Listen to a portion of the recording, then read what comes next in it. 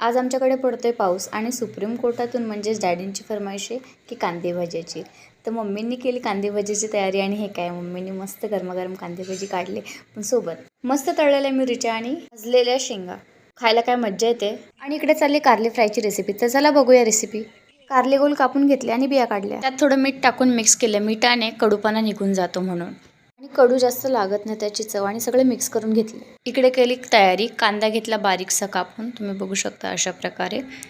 आणि जे कारले आहे ते पाण्यात थोडा वेळ धुवून घेतले आणि पाण्यात ठेवले. कढईत घेतले तेल आणि तेलात टाकलं कांदा मस्त फ्राय केला. त्यात टाकलं चटणी, हळद, मीठ हे चवीप्रमाणे टाकलंय. तुम्ही चवीप्रमाणे टाकू शकता तुमच्या अंदाजाने.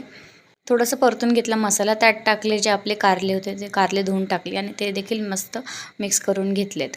थोडा वेळ वाफेवर शिजवून घेतलं आणि हे काय अवघ्या 5 ते 10 मिनिटात झटपट आपली कारली फ्रायची रेसिपी तयार. तर कशी वाटली कारली फ्रायची रेसिपी आणि नक्की करून बघा.